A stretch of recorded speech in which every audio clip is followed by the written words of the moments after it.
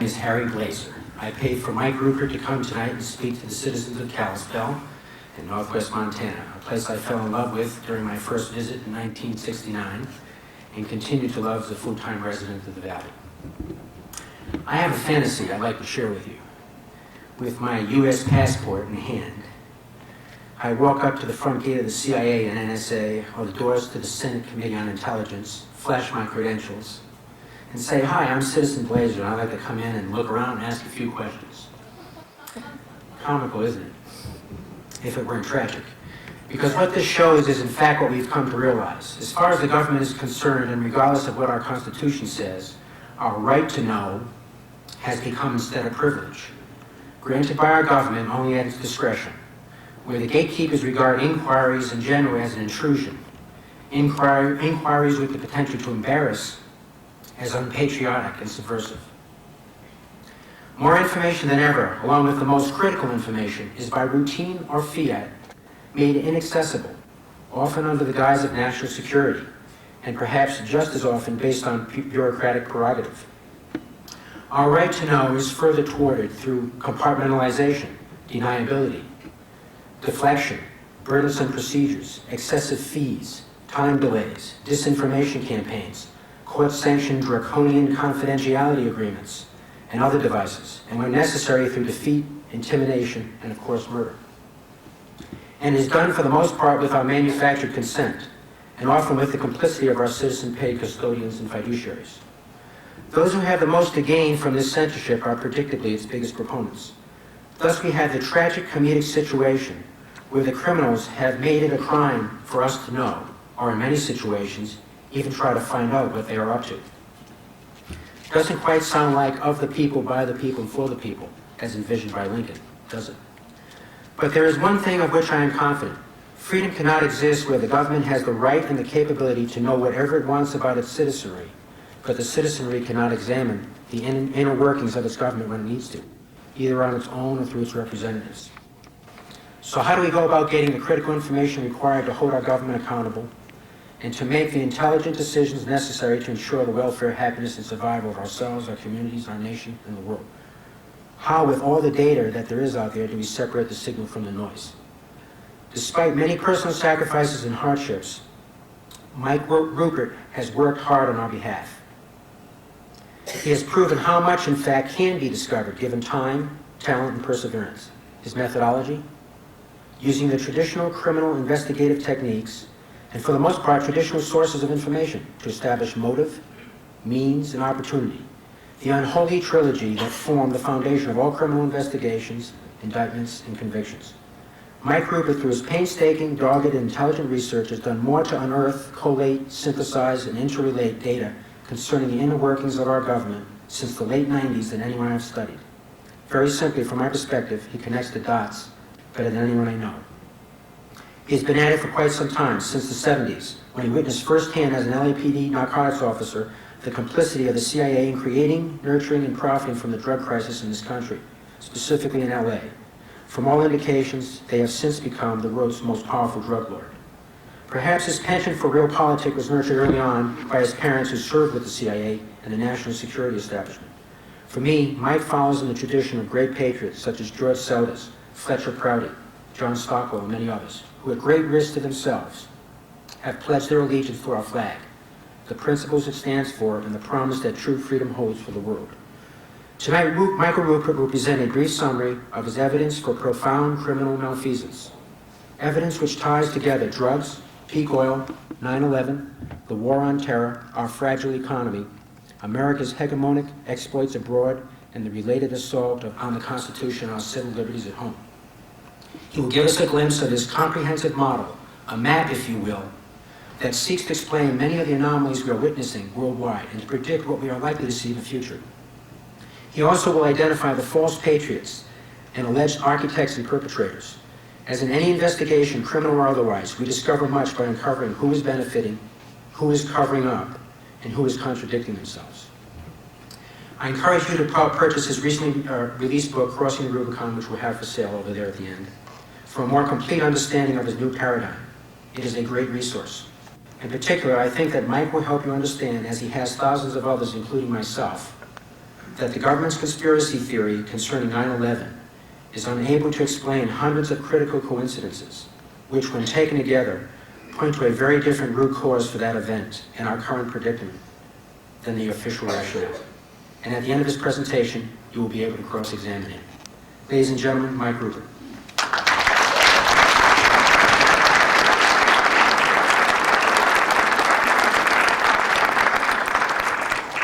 Harry, thank you so much. You're an amazing American, and were it not for amazing Americans, by the thousands and tens of thousands, I wouldn't have been able to accomplish what I've accomplished.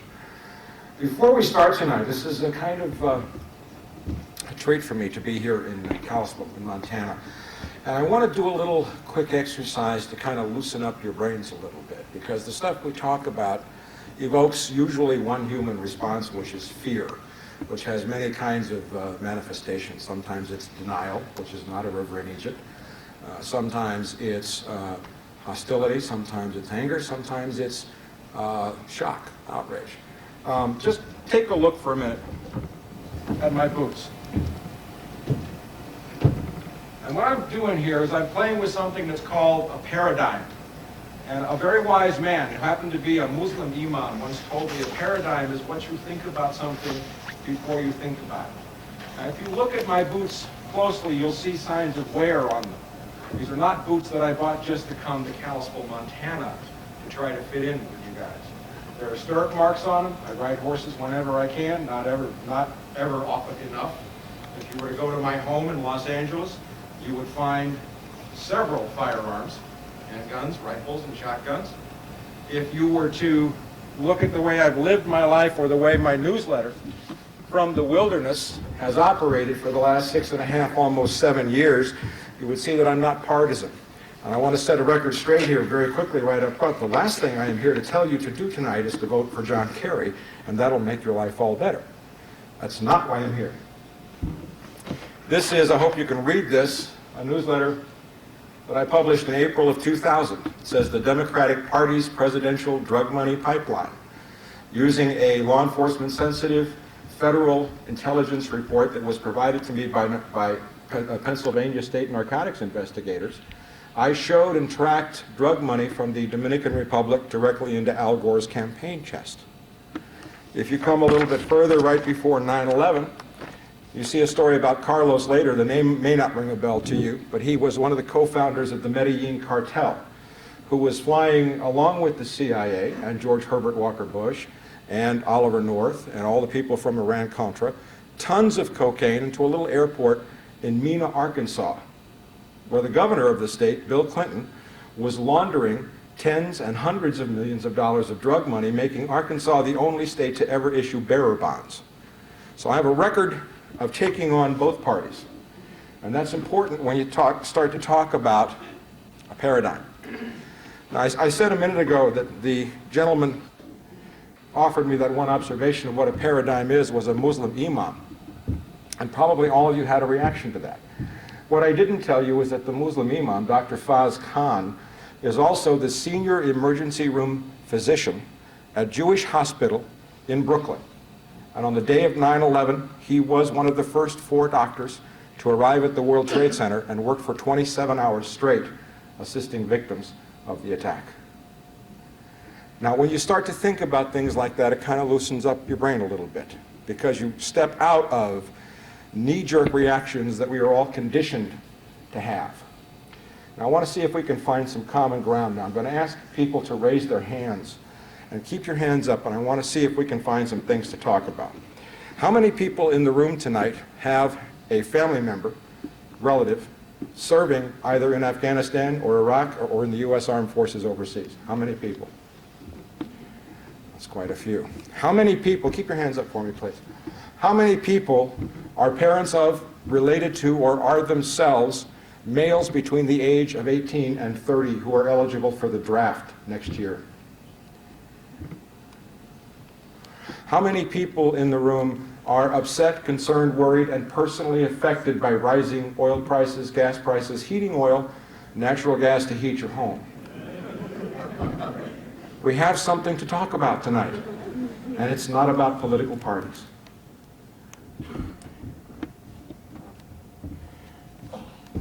what I have done in this book, Crossing the Rubicon, is to, like Harry said, compile a case that as a police officer, a detective, or if I were a district attorney, I would be proud to take to a grand jury, to a jury, take it to court, and present it as a legal case, because everything in the book is legally admissible in a court of law. The book is 700 pages long, but there are 1,000 footnotes. Each one of those footnotes is the counterpart to an exhibit that I would present in a criminal trial, which you, the members of the jury, could look at and say it's either true or it's not true. I believe it or I don't, and you can put weight on it as you would. And I expect people to challenge my research. That's why I put the footnotes in there. Because what is facing us now, the current situation, not only in the United States, but around the world, is perhaps, it is the beginning of the most serious crisis to confront the human race in its entire history. And that is the fact that the world is beginning to run out of hydrocarbon energy, period. We're going to talk about that later on. But that motive, which I will expand upon and tell you about, is the motive for the reason why the United States government orchestrated and conducted the attacks of September the 11th. It doesn't mean there weren't 19 hijackers running around. Oh, they were. But we have a clear case of evidence showing motive. Now we're going to start to look at some of the motive right here. This is from Professor Michel Chossudovsky, who came up with papers out of the Pentagon showing that in 1995 there were plans in place at the Pentagon to seize all the Iraqi oil fields. We come to the next slide. This is one of my favorites. This is a map from a book written by Zbigniew Brzezinski. Now, who knows who Zbig is? How many people are familiar? He was a national security advisor to Jimmy Carter. He was also an intelligence advisor to Presidents Reagan and Bush I. One of the most powerful men in the country at a level of power above the White House. And he wrote a book in 1997 called The Grand Chessboard. And in that book, he said the next great struggle, conflict, that the U.S. had to get involved in was to seize and control the Eurasian continent, in part mostly because of its oil wealth, and that includes the Middle East. And he put a map in the book in 1997 showing exactly where the next world conflict was going to take place. You're looking at the map. The larger circle on the outside, the one that looks like a dashed line, is where he said the next war was going to break out. Is that a little suspicious to you? Possibly. At LAPD, we would call that a clue. It is a clue. In his book, 3 separate places. Without an attack on the order of Pearl Harbor, the American people would never support the military mobilization necessary to secure control of the resources. The American people would never support a military mobilization without a direct external threat or unless they felt their sense of security threatened. He laid this out 4 years before September the 11th in his book. Circumstantial evidence, but a nice piece, a clue. If we come a little bit further to talk about peak oil, I'm going to talk in more detail about what peak oil is because most of you probably do not fully grasp what it is and what it means. You will when you leave tonight. But I have said, and I have written in my publication, From the Wilderness, my newsletter, is now read in about 45 countries by 20,000 subscribers, including a lot of professors. We have 40 members of the U.S. Congress, both in the House and Senate, both parties, who subscribe. Most are Democrat. But one of my favorites is Ron Paul, a Republican of Texas, who is a libertarian and a fierce champion of the Bill of Rights. God bless him. And he has appeared in my video, The Truth and Lies of 9/11. We have a few of those here tonight, I think, available for you. I have said from the start that the deepest secrets of September the 11th lie in the Vice President's National Energy Policy Development Group. It was a task force instituted by the Bush administration in January of 2001, right after they took office. It met in secret until May of 2001. You may have heard little stories about they won't release their records. It went to the Supreme Court. They won't tell anybody what they were talking about. And we have, thanks to a couple of lawsuits, one from the left from the Sierra Club and one from the right with Judicial Watch, Larry Klayman, that forced actually the release of 7 pages of documents. And what we know that they were talking about in that, there were some maps that were released. And if you look at the map that's on the screen now, that is a compilation map I did because the 7 pages listed every Iraqi oil field, every Saudi oil field, every oil field in the United Arab Emirates, every company that had any investment, every country that was involved, who we had to deal with to seize the region. And these maps, when I combine them, if you look at that triangle, you are looking at 60% of all the recoverable oil on the planet. 60%. Look at the size as you superimpose that on Texas. Now that's clearly a hot spot, isn't it? If Saudi Arabia were to fracture, we could easily carve off the oil fields in the eastern part of Saudi Arabia, and it looks like they've already peaked, and make the United Arab Saudi Emirates of Aramco. And we've already got the troops in place to protect that. This is part of a plan that's been ongoing for a long time. And this is what we see coming out of the NEPDG, or the Energy Task Force. And look at what the Energy Task Force said. I'm going to have to do this. I have to move. It's harder to hit me that way, too, anyway. Official U.S. energy policy, May 2001. America in the year 2001 faces the most serious energy shortage since the oil embargoes of the 1970s. Estimates indicate that over the next 30 years, U.S. oil consumption will increase by 33%, natural gas consumption by well over 50%, and demand for electricity will rise by 45%. U.S. energy consumption is expected to increase by about 32% by 2020. Between 2000 and 2020, U.S. natural gas demand is projected by the EIA to increase by more than 50%. Yet we produce 39% less oil today than we did in 1970. That was the peak year of oil production in the United States. Everybody knows that since 1970, domestic U.S. production has been on a steep down slope. Or maybe you didn't know that. Leaving us ever more reliant on foreign suppliers. On our present course, America 20 years from now will import nearly 2 of every 3 barrels of oil, a condition of increased dependency on foreign powers that do not always have America's best interest at heart, as if somehow it was an obligation for every other country in the world to have our best interests at heart. I'm not so sure I agree with that. But this is from the official report released by Cheney's task force. Here's a quote from Professor David Goodstein, who was also the Vice Chancellor of the California Institute of Technology. This made ABC Network News on February 11th of this year. In his just released book, Out of Gas, The End of the Age of Oil, published by Norton, Goodstein argues forcefully that the worldwide production of oil will peak soon, possibly within this decade. That will be followed by declining availability of fossil fuels that could plunge the world into global conflicts as nations struggle to capture their piece of a shrinking pie. This is exactly what has happened since 9/11. Now, that's a brief overview of a condition that we know I have established in much greater detail in this book, in 2 chapters on peak oil, that the elites, if you want to call them that, both Democrat and Republican, were aware of long before 9/11. They needed an attack. Why?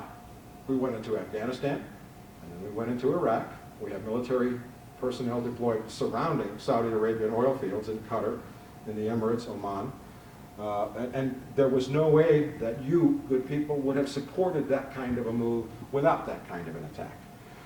But, and this is where we come further, there's, in the 9/11 research community, there's like 2 schools of thought. One is called LIHOP, let it happen on purpose. The other is MIHOP, which is make it happen on purpose. This book proves legally that we made it happen on purpose. And I'm going to run you through some very easy points that are not hard to digest at all about how you can understand what happened on September the 11th. And the first of these is that in May of 2001, the White House issued an order placing Vice President Richard Cheney in charge of all preparation for attacks using WMD or terrorist attacks, gave him oversight responsibility, superseding the military, superseding the intelligence agencies, superseding everything else. I got this from the White House website. That's change number 1. Change number 2.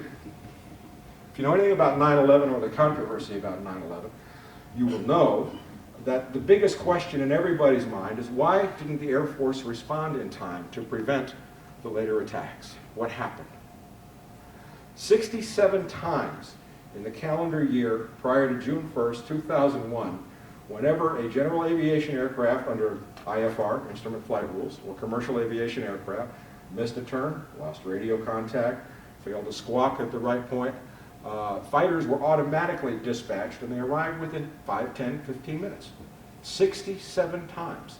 Yet on September the 11th, we had planes flying around for up to 50 minutes and no Air Force jets went. Why? And that's what I'm going to explain to you, and that's what I unravel here next. But here's another change.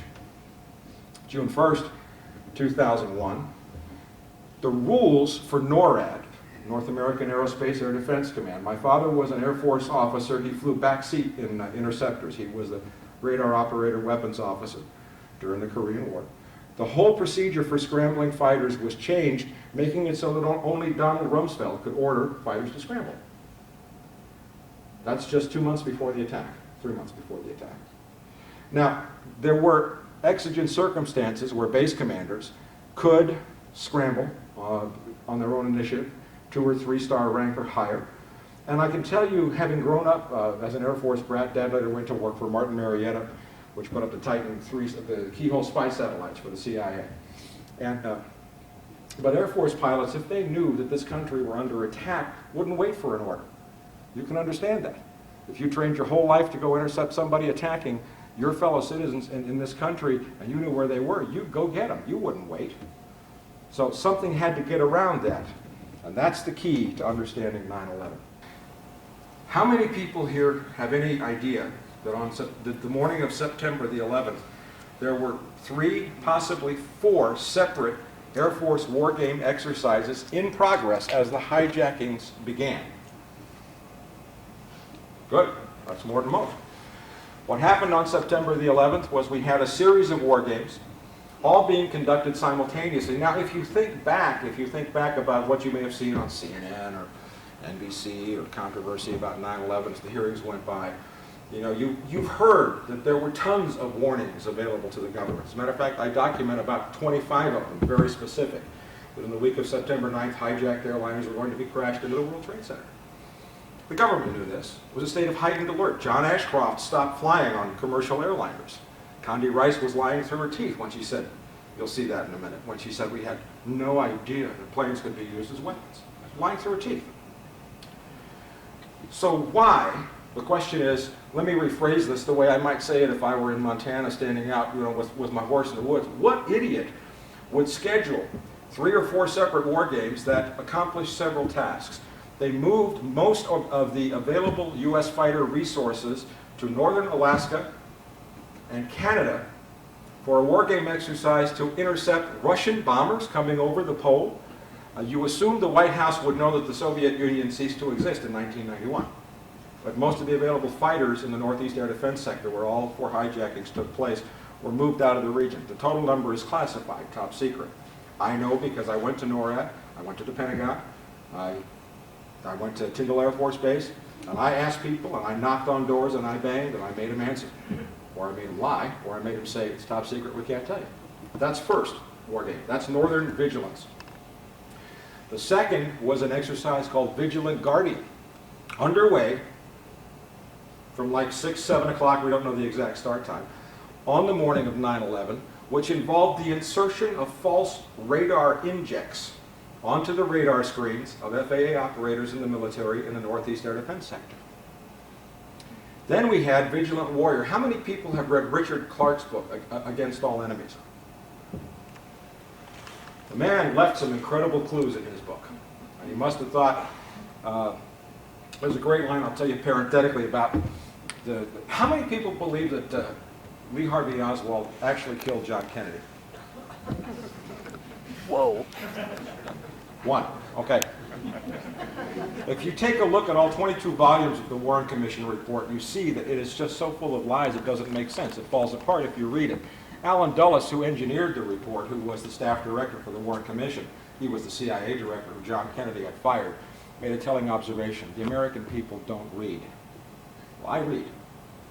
And some of you do too. It's an old saying that in a ham and eggs breakfast, the chicken is involved, but the pig is committed. Okay?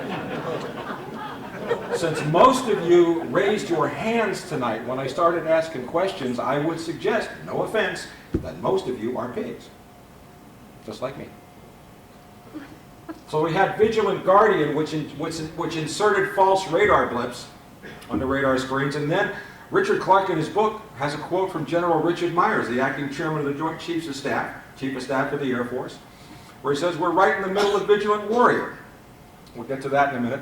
But Vigilant Warrior was a live fly hijack exercise where the Joint Chiefs actually had planes up and posing as hijacked airliners as the attacks were taking place. Now, does this sound a little suspicious? Something you didn't hear about this from the Kane Commission, did you? The Independent Commission on 9/11? Well, I eventually got a NORAD officer, and I'll come to him in a minute, Don Arias, a really, I think, a wonderful guy, to confirm for me, reading out of a NORAD manual, that Vigilant Warrior was a live fly exercise. And I will show you the email where I have a written confirmation from a U.S. Air Force spokesman from Tyndall Air Force Base that was going on 9/11. So what happened when the hijackings began is that there were only 8 fighters left in the Northeast Air Defense Sector. Anybody here ever been in the Air Force? You all know, you should know, that fighters fly with the wingman. So if you have 8 fighters, you can only respond to 4 possible hijackings. Yet we have documented that there were 22 possible hijackings in progress when the attacks began, and they didn't know where to go. You didn't hear any of this, did you? There was also, just by coincidence, an unnamed plane into building exercise. The difference between TX and CPX and FTX. I'm going to try not to throw too much military terminology at you. Training exercise, or CPX, command post exercise, is not a live fly situation. That's where you have the people in the office and do the false radar injects, but there's nothing going on. Field training exercise is a simulated, it's an actual physical war game.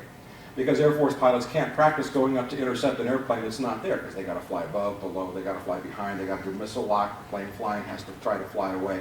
That's all part of a live fly field training exercise. But the National Reconnaissance Office, which is right outside of Dulles Airport in Washington, D.C., the NRO is run by the CIA and the Air Force. That's all the spy satellites.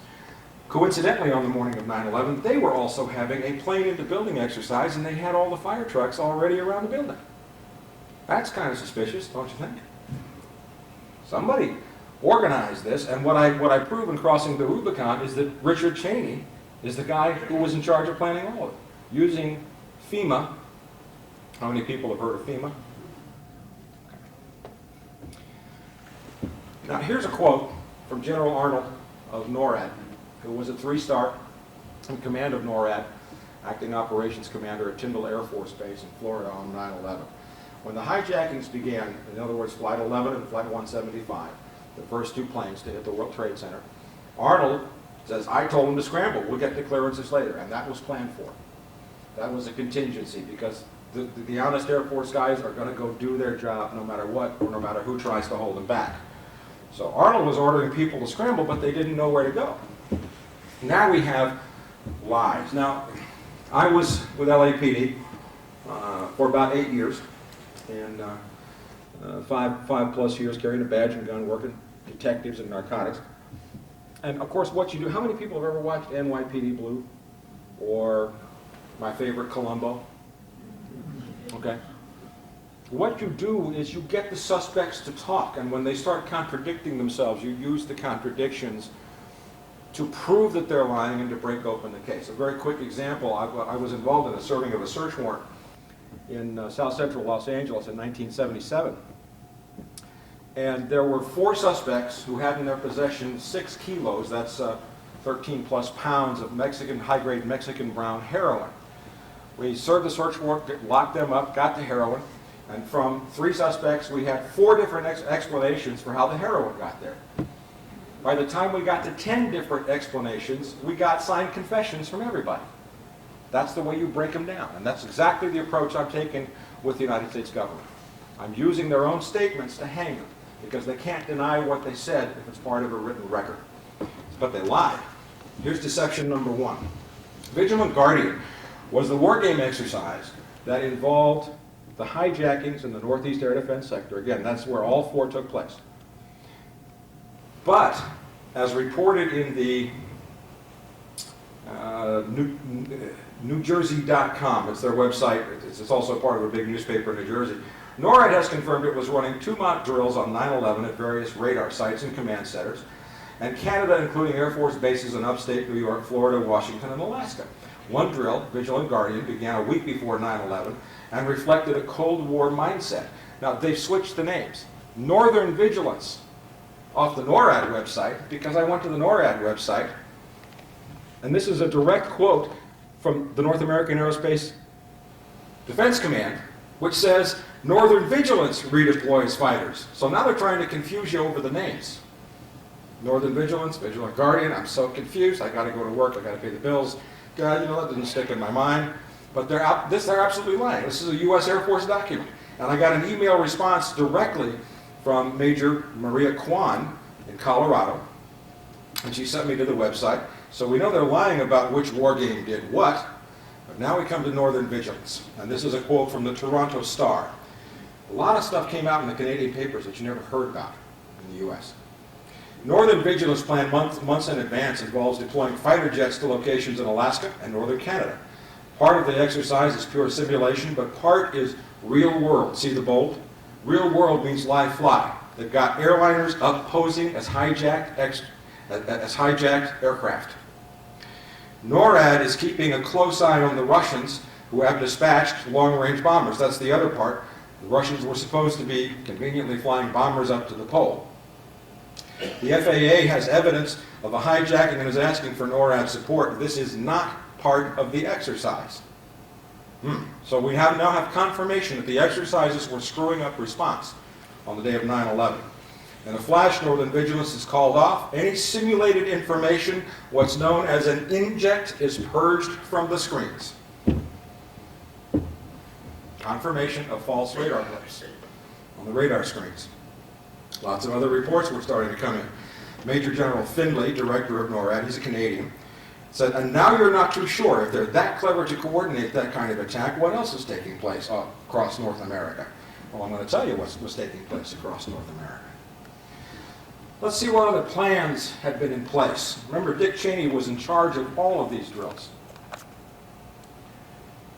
NORAD exercise had jet crashing into building, Washington. Sometime between 91 and 2001, a regional sector of North American Aerospace Defense Command simulated a foreign hijacked airliner crashing into a building in the United States as part of a training exercise scenario. If you come down 2 more paragraphs, look at what it says. The sector exercise involved some flying of military aircraft as well as a command post exercise in which communications procedures were practiced in an office environment. That's confirmation of a live fly. And again, Air Force jets do not have a drill where they go up and intercept thin air. It's never happened. They go up and intercept planes posing as enemy bogies. That's the only way you can train your pilots. So that was going on well before. Look at all the way down at the bottom. These exercises tested track detection and identification, scramble and interception, and hijack procedures. When it says scramble and interception, that's confirmation of a live fly with a plane posing as a hijacked airliner. So now we come back to prove that Vigilant Guardian was a hijacking drill.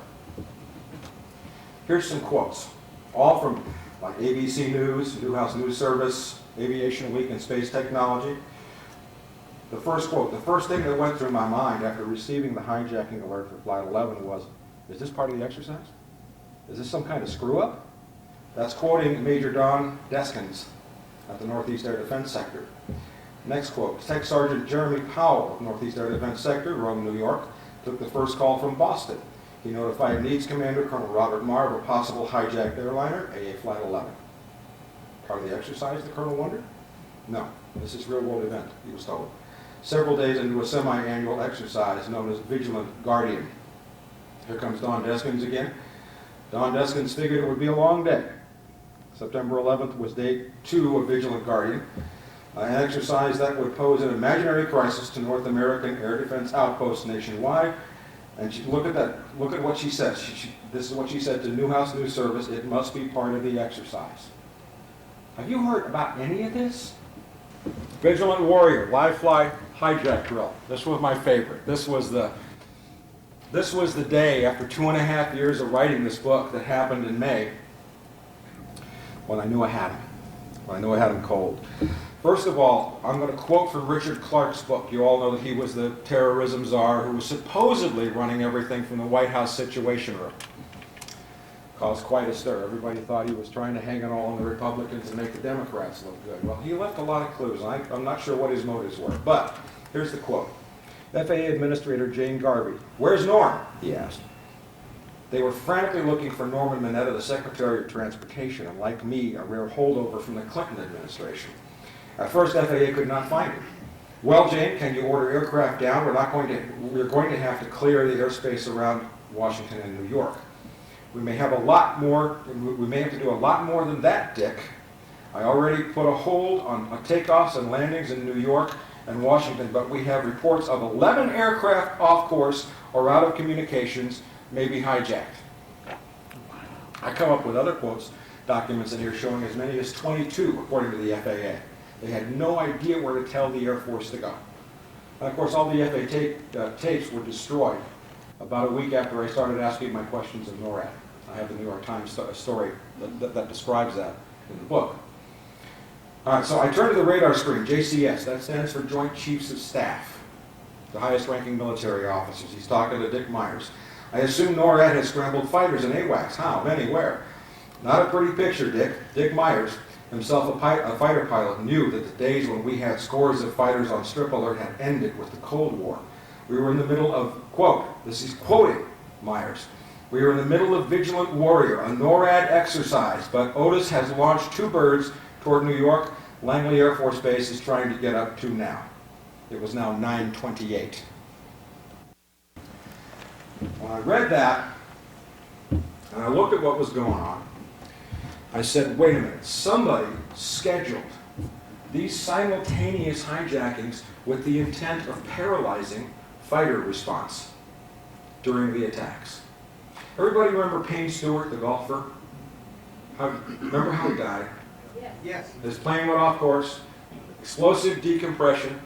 My good friend Barry Zwicker of Canada, who was a career journalist in Canada, got the FAA reports, did the plotting, did the map plotting, and confirmed that about 10-15 minutes, no more, after the plane had gone off course, U.S. Air Force fighter jets were flying beside it, and they flew it. They escorted it all the way to North Dakota, where it crashed.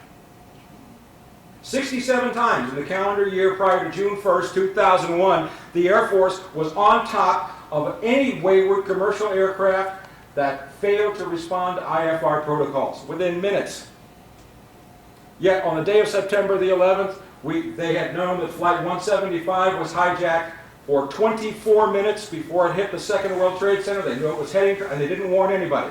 They knew that Flight 11 had been hijacked for 30 minutes. They didn't scramble.